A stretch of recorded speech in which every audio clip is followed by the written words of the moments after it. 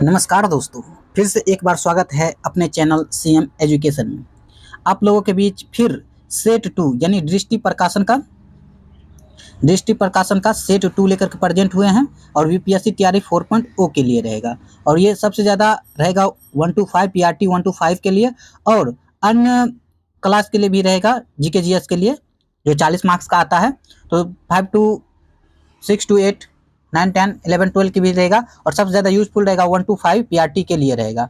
और ये हम कल सेट्स पहला करा चुके हैं, तो आप लोग को जाइएगा मेरे चैनल में, तो वहाँ देखिएगा प्लेलिस्ट में लिखा हुआ होगा बीपीएससी टीआरई 4.0 और दृष्टि प्रकाशन का सेट 1 सेट 2 करके से रहेगा। ठीक है ना, आज मेरा सेट 2 है, इससे क्वेश्चन करेंगे। इसमें जीके जीएस जितना क्वेश्चन रहेगा वो हम लोग करने वाले हैं। अगर आप लोग मेरे चैनल पर नए बन रहे हैं, आ रहे हैं, प्लीज़ एक लाइक और सब्सक्राइब कर लीजिएगा अपने चैनल सीएम एजुकेशन को। तो चलिए हम बिना देरी के स्टार्ट करते हैं। तो देख सकते हैं सेट 2 है, प्रैक्टिस सेट 2। क्वेश्चन चलते हैं, चलिए 31 से है, यहाँ से सामान्य अध्ययन देख सकते हैं, सामान्य अध्ययन है लिखा हुआ। तो चलिए क्वेश्चन को करते हैं। कहता निम्नलिखित में से कौन सी एकता व्यवस्था की एक विशिष्टता नहीं है। क्या पूछ रहा है? विशिष्टता नहीं है। तो चलिए एकदम इसका आंसर भी रहेगा, एकदम सुटेबल रहेगा, एकदम सही रहेगा। तो चलिए बिना देरी के स्टार्ट कर लेते हैं फिर से क्वेश्चन का। देखिए करा कि एकता व्यवस्था की विशेषता नहीं है, तो नहीं हो जाएगा, इसका आ जाएगा ऑप्शन नंबर सी, यानी एकता से एक एकत्र राजस्व सीधा सुल्तान के खाते में जाता था। इसका ऑप्शन नंबर क्या हो जाएगा? तो सी हो जाएगा। चलिए नेक्स्ट क्वेश्चन कह रहा निम्नलिखित में से कौन सा सुम्मिलित नहीं है। फिर पूछ रहा है कौन सा सुम्मिलित नहीं है। तो देखिए यहाँ पर जो है ना, दाम है ताम्र की मुद्रा से, ये भी सही है। दीवान ये है प्रांतीय राजस्व का प्रमुख, और ये जो है ना जरीब जो है ना, जरीब ये जो है राजस्व अधिकारी से नहीं है, यानी कि इसका आंसर क्या आ जाएगा? Option number B. आप लोग एक कॉपी कलम लेकर बैठ जाइएगा, बस एक क्वेश्चन को सही और गलत जैसे होता है आप लोग एकदम करते जाइए, और कितना आपका सही होता है तो लास्ट में कमेंट में करिएगा मेरा इतना नंबर आया है। ठीक है, तो चलिए तीसरा क्वेश्चन कह रहा है निम्नलिखित राजाओं में से किसने अकबर के पूर्व तानसेन को संरक्षण दिया था। यानी अकबर के पूर्व क्या करा? तानसेन को क्या दिया था? तो संरक्षण दिया था। तो कौन दिया था? तो दिया था भाटा का राजा रामचंद्र सिंह। भाटा का राजा रामचंद्र सिंह हो जाएंगे, option number A. Next question कह रहा है निम्नलिखित में से किस मंदिर का विदर्भ के खजुराहो के रूप में भी जाना जाता है। खजुराहो के रूप में किसको जाना जाता है? कौन सा मंदिर को? तो जाता है मार्कंडेश्वर मंदिर को। मार्कंडेश्वर हो जाएगा। नेक्स्ट क्वेश्चन कह रहा निम्नलिखित युग में से सुम्मिलित नहीं है। देखिए एकदम सुम्मिलित नहीं है, इसमें पूछ रहा कौन सा सुम्मिलित नहीं है। देखिए एक है ध्रुवदास भगवत नाम बलि से सही है। फिर अगला है नाभा दास, ये भक्त माल से है। अगला है रसखान रसिक प्रिया से। यही जो है ये जो है सुम्मिलित नहीं है। इसका ऑप्शन नंबर क्या आ जाएगा? Option number C. Next question कह रहा है सर्वोच्च न्यायालय का न्यायाधीश किसे संबंधित करते हुए पत्र लिखकर अपना त्याग दे सकता है। यानी कि सर्वोच्च न्यायालय का न्यायाधीश डायरेक्ट करा, सर्वोच्च न्यायालय का न्यायाधीश अगर त्याग पत्र देना चाहे तो किसको देगा? तो डायरेक्ट देगा किसको? राष्ट्रपति को। राष्ट्रपति किसको देगा? तो उपराष्ट्रपति को। समझ में आ रहा है? तो चलिए अगला क्वेश्चन कह रहा निम्नलिखित में से कौन सा अनुच्छेद राज्य को ग्राम पंचायतों को संगठित करने का कदम उठाने के लिए निर्देशित करता है। ग्राम पंचायत कह रहा है, क्या कह रहा है? ग्राम पंचायत। तो इसका आंसर क्या हो जाएगा? तो इसका आंसर हो जाएगा अनुच्छेद 40 में। अनुच्छेद 40 में दिया गया है, वर्णन किया गया है ग्राम पंचायत के बारे में। चलिए नेक्स्ट क्वेश्चन कह रहा है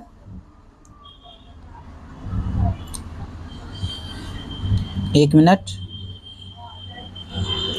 चलिए अगला क्वेश्चन कह रहा था भारतीय संसद की लोक लेखा समिति के अध्यक्ष कौन मनोनीत करता है। लोक लेखा समिति के अध्यक्ष को कौन मनोनीत करता है? ये लोकसभा के अध्यक्ष करता है। तो ऑप्शन नंबर ए हो जाएगा। नेक्स्ट कह रहा है संघ सरकार तथा राज्यों के मध्य वित्तीय संबंधों की विवेचना की गई। तो कौन सा अनुच्छेद में है? कौन सा अनुच्छेद के मतलब अंतर्गत आता है, कहां से कहां तक आता है? ऑप्शन नंबर बी हो जाएगा, यानी अनुच्छेद 268 से लेकर 281 के अंतर्गत आता है, इसके बीच में। नेक्स्ट कह रहा है संविधान सभा के संवैधानिक सलाहकार कौन थे।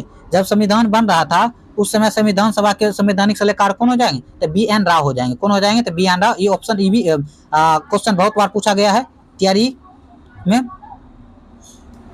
अगला फिर देखिए क्वेश्चन कह रहा है, एक मिनट,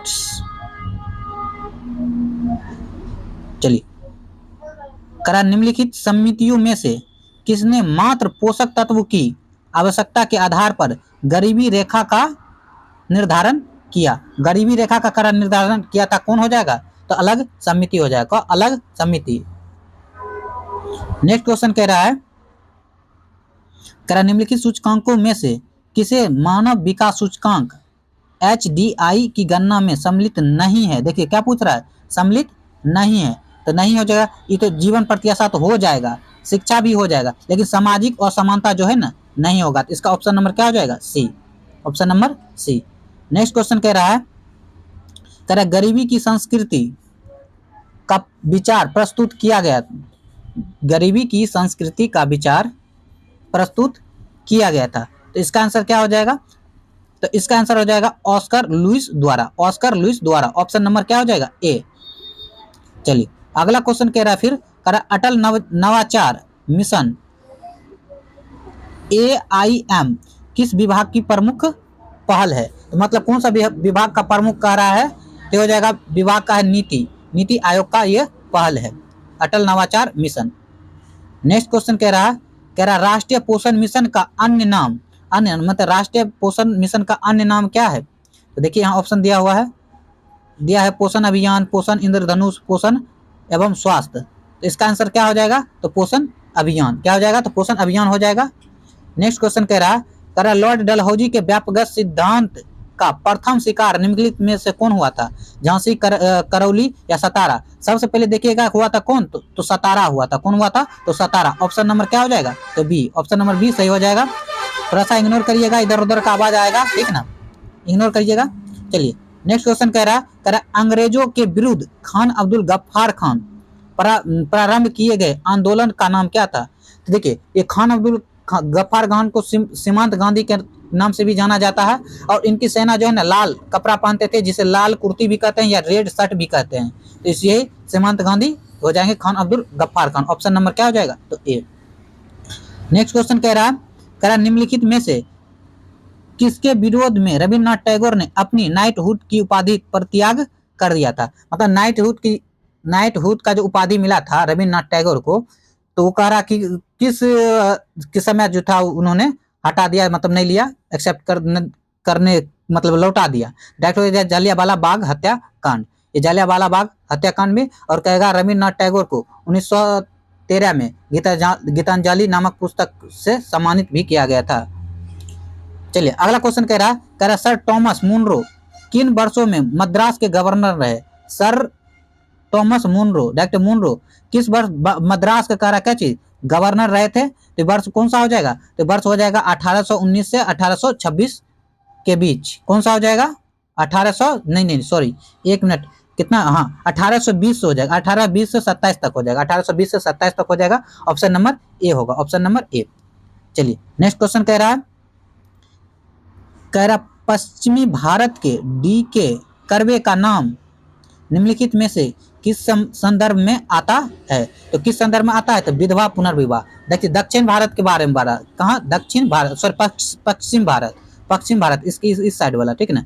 इसको कहता अन्य किस नाम से भी जाना जाता है? तो विधवा पुनर्विवाह के नाम से भी जाना जाता था। लेकिन देखिएगा विधवा पुनर्विवाह ईश्वर चंद्र विद्यासागर 1856 में लागू किए थे। 1856 में ईश्वर चंद्र विद्यासागर लाए थे। तो उसके साथ साथ यहाँ दक्षिण भारत का बोल रहा था, दक्षिण भारत का कौन हो जाएगा? तो हो जाएगा विधवा पुनर्विवाह, और क्या हो जाएगा? DK curve. चलिए ऑप्शन नंबर हो जाएगा ए। अगला क्वेश्चन कह रहा 2024 का बंगाल का तारकेश्वर आंदोलन निम्नलिखित में से किसके विरुद्ध था? तो किसके ये विरुद्ध था? तो हो जाएगा मंदिरों के भ्रष्टाचार में, मंदिरों के भ्रष्टाचार में। और कहेगा 1924 का कांग्रेस का अधिवेशन कौन किए थे? तो महात्मा गांधी किए थे। कौन किए थे? तो MG गांधी हो जाएंगे। और कहेगा कहां पर किए थे? तो बेलगांव में। कहां किए थे? तो बेलगांव में किए थे, महात्मा गांधी जी के द्वारा 1924 में कांग्रेस का अधिवेशन। इसका आंसर कहेंगे तो इसका आंसर क्या हो जाएगा? मंदिरों में भ्रष्टाचार। चलिए नेक्स्ट क्वेश्चन कह रहा है वर्ष 1919 में जारी किए गए दीपावली घोषणा पत्र का संबंध किससे है? दीपावली घोषणा पत्र, नया क्वेश्चन देखिए इसमें बहुत है। दीपावली घोषणा पत्र का संबंध किससे है? तो किससे हो जाएगा? तो डोमिनियन स्टेट्स से हो जाएगा। कैसी? डोमिनियन स्टेटस से हो जाएगा। चलिए ऑप्शन नंबर बी हो गया। नेक्स्ट क्वेश्चन कह रहा गांधी जी को वन मैन बाउंड्री फोर्स कहकर किसने संबोधित किया था? जब देखिए वन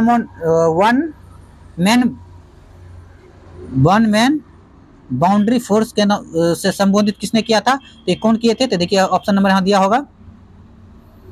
देखिए यहाँ चर्चिल है, माउंटबेटन है, तो उस समय देखिएगा क्या हो जाएंगे? तो ये हो जाएगा लॉर्ड माउंटबेटन हो जाएंगे। कौन हो जाएंगे? तो लॉर्ड माउंटबेटन हो जाएंगे। अगला फिर देखिए क्वेश्चन कह रहा 54 करा निम्नलिखित में से किस अधिवेशन के लिए कांग्रेस ने पहली बार एक महिला को अध्यक्ष बनाया था? देखिए कांग्रेस का डायरेक्ट बोला, कांग्रेस का पहला मतलब महिला अध्यक्ष कौन थी? तो थी कौन थी? तो ये हो जाएगा ऑप्शन नंबर ए हो जाएगा। तो कौन हो जाएगी? तो सरोजनी नायडू। अच्छा एनी बेसेंट हो जाएंगे। कौन हो जाएंगे? एनी बेसेंट हो जाएंगे। एनी बेसेंट हो जाएंगे। 1917 में कलकत्ता के अधिवेशन में प्रथम अध्यक्षता महिला का देगी। कहेगा भारत की प्रथम महिला अध्यक्ष कौन बनी थी? तो हो जाएगी 1925 में। कब हो जाएगी? 1925 में। कहां पर? कानपुर। और कहेगा कौन किए थे? तो सरोजनी नायडू। कौन हो जाएंगे? तो सरोजनी नायडू भारत की प्रथम महिला थी, सरोजनी नायडू हो जाएंगे। ठीक है। और कहेगा तीसरी महिला कौन थी? तो नेल्ली सेन थी। वो कब की थी? वो की थी 1933 में। 1933 में। टोटल कहेगा कितना महिला है जो भारतीय राष्ट्रीय कांग्रेस की अध्यक्ष बनी थी? तो हम बोल देते हैं पहला पर थी एनी बेसेंट, दूसरा पर थी सरोजिनी नायडू। एनी बेसेंट 1917 में थी, सरोजिनी नायडू 1925 में थी, और नेल्ली सेन जो हो जाएगी ना 1933 में हो जाएगी। ये कोलकाता कानपुर कोलकाता। ठीक है, याद रखिएगा। चलिए नेक्स्ट क्वेश्चन करते हैं। कहता लखनऊ में 1857 के स्वतंत्रता का नेतृत्व किसने किया था? लखनऊ में 1857 का नेतृत्व किसने किया था? तो हो जाएंगे बेगम हजरत महल। तो देख रहे यहाँ पर हजरत महल लिखा हुआ है, तो बेगम हजरत महल हो जाएंगे। अगला क्वेश्चन कह रहा है करा लोक हितवादी उपनाम से किसे जाना जाता है? तो लोक हितवादी उपनाम से किसे जाना जाता है? ये हो जाएगा गोपाल हरि देशमुख को। गोपाल हरि देशमुख हो जाएगा। ऑप्शन नंबर ए हो जाएगा। चलिए अगला फिर क्वेश्चन कह रहा कामा गाटा मारू क्या था? तो कामा गाटा मारू एक जहाज था। क्या था? तो एक जहाज था। ठीक है। अगला क्वेश्चन फिर कह रहा 1946 में कैबिनेट मिशन का नेतृत्व किया गया था। मतलब कैबिनेट मिशन आया था ना, कैबिनेट मिशन, तो उसका नेतृत्व करा कौन किया था? तो सर पैथिक लॉरेंस के द्वारा। अध्यक्ष यही थे। कैबिनेट मिशन जो लाया गया था तो उसके अध्यक्ष कौन थे? तो सर पैथिक लॉरेंस हो जाएंगे। अगला क्वेश्चन क्या हो जाएगा?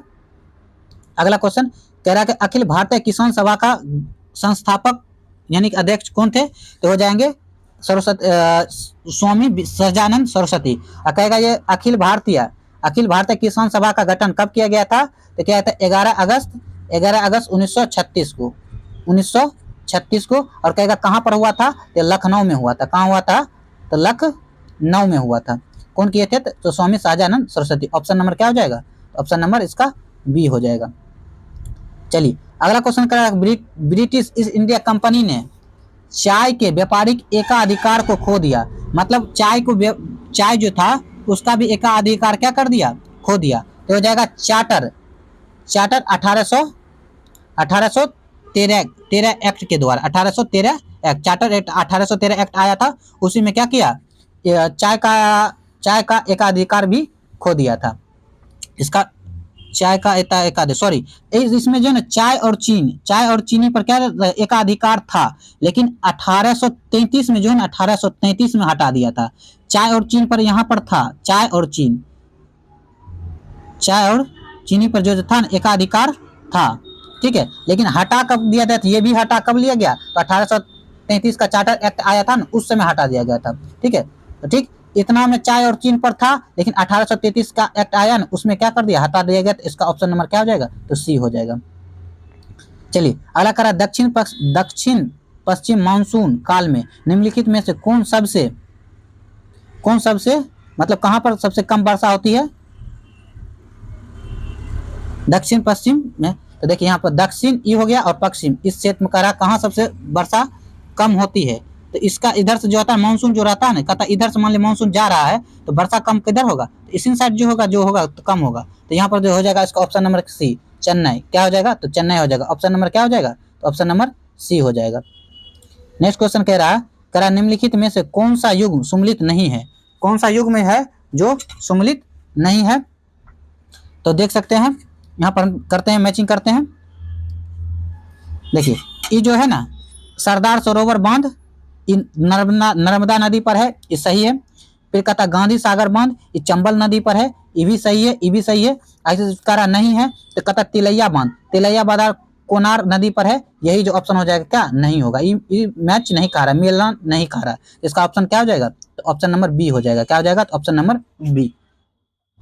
अगला क्वेश्चन कह रहा पृथ्वी की परिक्रमण दूरी ध्रुव दूरी, जिसको ध्रुव दूरी भी कहते हैं, सदा झुकी होती है। तो कहता कितना पर झुका होता है, दीर्घवृत्तीय दूरी से लगभग 23.5 डिग्री। कितना रहता है, 23.5 डिग्री। ऑप्शन नंबर बी हो जाएगा। अगला कह रहा बिग बैंग सिद्धांत निम्नलिखित में से किसके उद्भव की व्याख्या करता है। बिग बैंग सिद्धांत तो जो है ना ब्रह्मांड बिग बैंग थ्योरी में क्या है, ब्रह्मांड जो है ना धीरे धीरे क्या कर रहा है, फैलते जा रहा है। क्या कर रहा है, फैलते जा रहा है। तो बिग बैंग थ्योरी किसके लिए है, तो ब्रह्मांड से ऊपर में ब्रह्मांड के लिए। नेक्स्ट क्वेश्चन कह रहा है सार्वत्रिक जैव विविधता पाई जाती है, सार्वत्रिक जैव विविधता पाई जाती है तो कौन सा क्षेत्र में पाया जाता है, तो उष्णकटिबंधीय वर्षा वन जो है ना वहां पर सार्वत्रिक जैव विविधता पाई जाती है। ऑप्शन नंबर सी।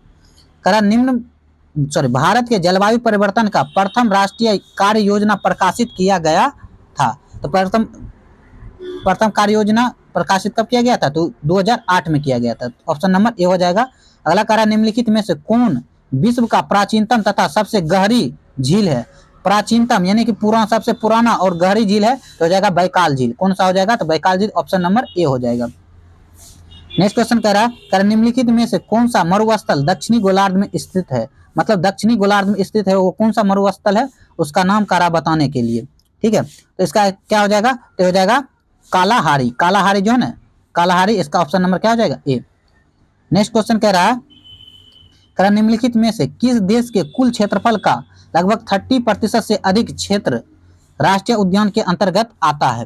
राष्ट्रीय उद्यान के अंतर्गत आता है तो कौन हो जाएगा, भूटान जो हो जाएगा। भूटान में जो है ना लगभग 36% क्षेत्रफल से अधिक क्षेत्र में क्या है, राष्ट्रीय उद्यान ही है। तो ऑप्शन नंबर क्या हो जाएगा, तो बी। नेक्स्ट क्वेश्चन कह रहा है निम्नलिखित देशों में के नामों में से किसके नाम का अर्थ 40 कबीलों का देश कहा जाता है। 40 कबीलों का देश कहा जाता है तो कौन सा हो जाएगा, तो किर्गिस्तान हो जाएगा। किर्गिस्तान 40 कबीलों का देश कहेगा, किसे कहा जाता है, तो किर्गिस्तान को।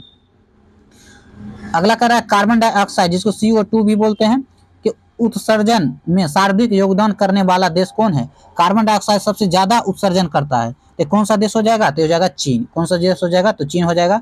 अगला कह रहा है दूध गंगा नदी निम्नलिखित में से किस राज्य संघ क्षेत्र में बहती है। तो दूध गंगा नदी कौन सा राज्य में क्षेत्र में बहता है, या फिर केंद्र शासित प्रदेश हो जाती है, तो हो जाएगा जम्मू कश्मीर में। ठीक है, नेक्स्ट क्वेश्चन कह रहा है निम्नलिखित में से कौन सा भूतों का नगर नहीं है। भूत यानी घोस्ट टाउन करा कौन सा नहीं है, नहीं पूछ रहा है। ठीक ना, ध्यान देना क्या है, नहीं है तो कौन सा, देखिए कुलधारा है, धनुषकोडी भी है, लेकिन चरखारी जो है ना ये भूतों का नगर नहीं कहा जाता है। तो इसका ऑप्शन क्या हो जाएगा, ऑप्शन नंबर सी।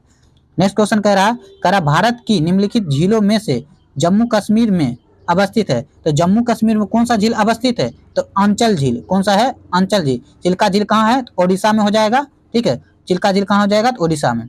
इसका ऑप्शन नंबर सी हो जाएगा आंसर। अगला कह रहा भारत की निम्नलिखित मृदाओं में से कौन सी बेसाल्ट लावा के अपक्षय के कारण निर्मित होता है। अपक्षय के कारण कौन सा निर्मित होता है, बेसाल्ट लावा के कारण, तो हो जाएगा रेगुर मृदा। कौन सा हो जाएगा, तो रेगुर मृदा। ऑप्शन नंबर ए हो जाएगा इसका। चलिए नेक्स्ट क्वेश्चन कह रहा है, अगला कह रहा है जो पुस्तक द ओरिजिन्स ऑफ स्पीसीज किसने लिखी थी, तो यह कौन लिखे थे। देखिए यहाँ पर है कौन सी है, लिनेंस लेमार्क मिंडल, इनमें से कोई नहीं हो जाएगा। क्या हो जाएगा, इनमें से कोई नहीं। तो कहेगा तो कौन लिखा था, तो लिखा था चार्ल्स डार्विन। कौन लिखा था, तो चार्ल्स डार्विन। क्या लिखा था, चार्ल्स डार्विन। इसका ऑप्शन नंबर ई हो जाएगा, चार्ल्स डार्विन लिखे थे। ठीक है, इनमें से कोई नहीं। अगला क्वेश्चन कह रहा है शैवाल और कवक से मिलने से लाइकेन बनता है, जिसे कहते हैं लाइकेन को, मतलब शैवाल और कवक से जो मिलने वाला लाइकेन बनता है, करा उसका उसे उसे क्या कहते हैं? तो उसको क्या कहते हैं? ऑप्शन नंबर बी हो जाएगा म्यूचुअलिज्म। म्यूचुअलिज्म हो जाएगा, ऑप्शन नंबर बी हो जाएगा। अगला क्वेश्चन कह रहा है निम्नलिखित में से कौन सा प्रोकैरियोटिक कोशिका में उपस्थित होता है? तो प्रोकैरियोटिक कोशिका में कौन सा उपस्थित होता है? तो होता है केंद्रक झिल्ली। कौन सा होता है? तो केंद्रक झिल्ली, ऑप्शन नंबर बी हो जाएगा। अगला कह रहा सौर ऊर्जा एटीपी में बदलता है, तो सौर ऊर्जा एटीपी में कौन बदलता है? तो हो जाएगा ऑप्शन नंबर क्या हो जाएगा? तो ऑप्शन नंबर बी क्लोरोप्लास्ट हो जाएगा, ऑप्शन नंबर बी हो जाएगा इसका भी। अगला कह रहा है प्रकाश संश्लेषण का उत्पाद है, ठीक है, प्रकाश संश्लेषण का, ये कौन हो जाएगा? तो सॉरी ऑक्सीजन। क्या हो जाएगा? ऑक्सीजन, ऑप्शन नंबर बी हो जाएगा। नेक्स्ट क्वेश्चन कह रहा है हड्डियों की पढ़ाई विज्ञान की किस शाखा के अंतर्गत आता है? मतलब हड्डी की पढ़ाई के लिए कौन सा शाखा के अंतर्गत रखा जाता है? तो ऑस्टियोलॉजी हो जाएगा, ऑप्शन नंबर सी हो जाएगा। नेक्स्ट क्वेश्चन कह रहा है निम्नलिखित में से शैवाल है, तो कह रहा निम्नलिखित में से शैवाल है, इसमें से खोजना है शैवाल है। इसमें देखिए इसमें से ये भी इनमें से कोई नहीं, इस सब में से कोई नहीं हो जाएगा, ऑप्शन नंबर क्या हो जाएगा? ई हो जाएगा, ऑप्शन नंबर है इनमें से कोई नहीं। अगला क्वेश्चन कह रहा है मनुष्य के शरीर के किस अंग में लिम्फोसाइट का निर्माण होता है? मतलब मानव शरीर के बॉडी में कौन सा अंग है जिसमें लिम्फोसाइट का निर्माण किया जाता है? तो कौन सा हो जाएगा? तो हो जाएगा अस्थि मज्जा। कौन सा हो जाएगा? तो अस्थि मज्जा हो जाएगा। अगला फिर क्वेश्चन कह रहा है निम्नलिखित में से किस हार्मोन में आयोडीन मिली होती है? मतलब आयोडीन होती है तो थायरोक्सिन। कौन हो जाएगा? तो थायरोक्सिन हो जाएगा। कहेगा आयोडीन की कमी से कौन सा रोग होता है? तो घेगा रोग। कहेगा घेगा रोग कहाँ होता है? तो गला में। कहाँ होता है?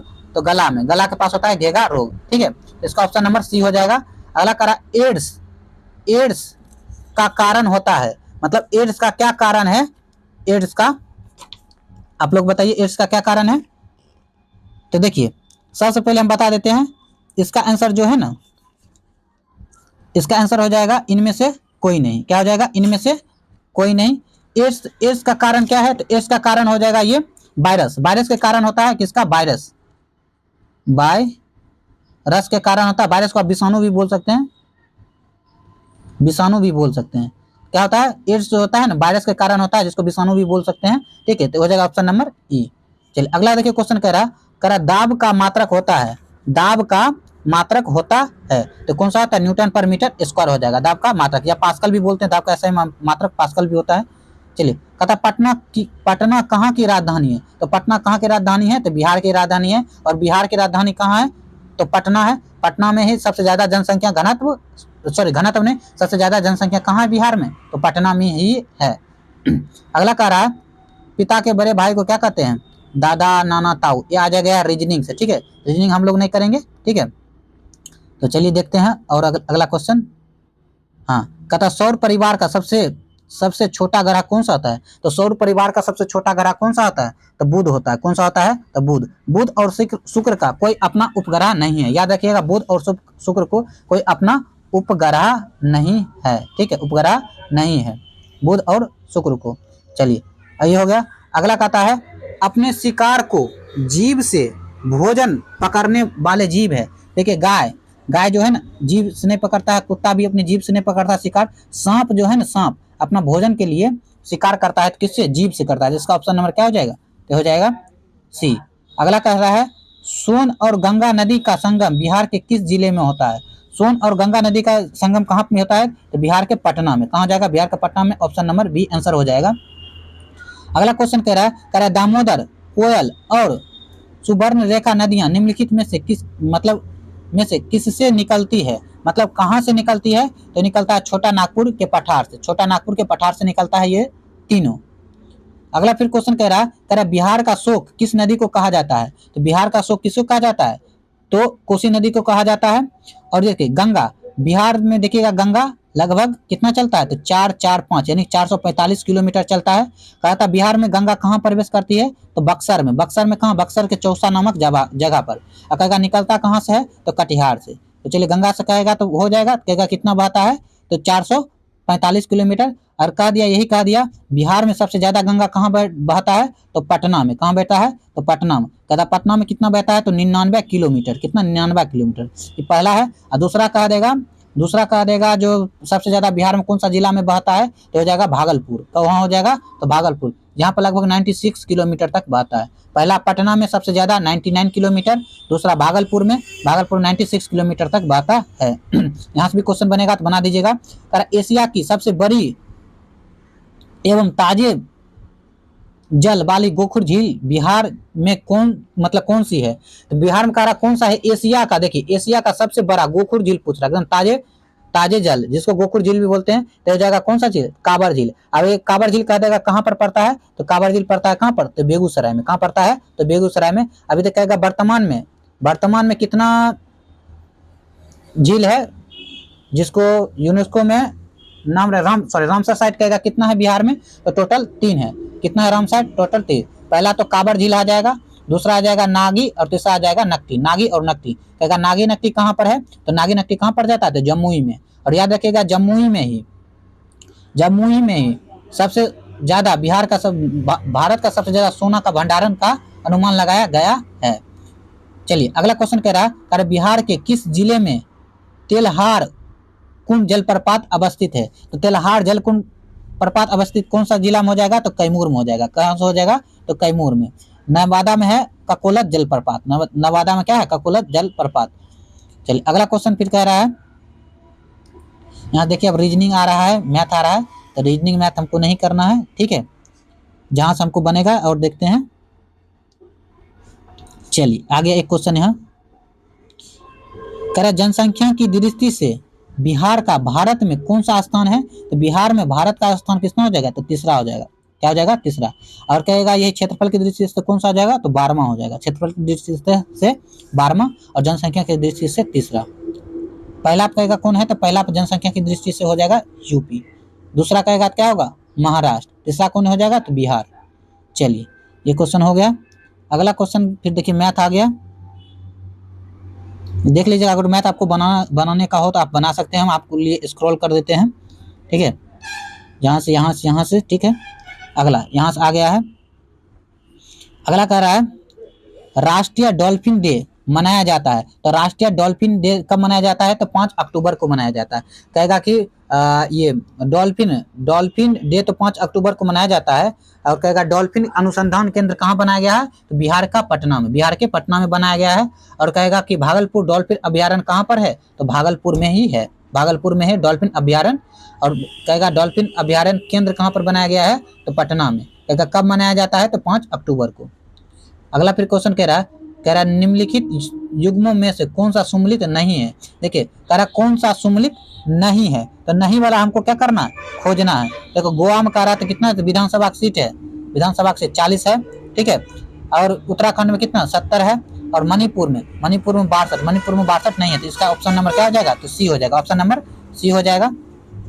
अगला फिर देखिए क्वेश्चन कह रहा वैज्ञानिक अनुसंधान के लिए जीडी बिरला पुरस्कार जीतने वाली पहली महिला वैज्ञानिक कौन बन गई है, तो पहली महिला वैज्ञानिक कौन बन गई, आदिति सेन डे बन गई है। देखिए अगला करंट अफेयर्स घुस गए हैं, क्या है, करंट अफेयर्स से घुस गए हैं।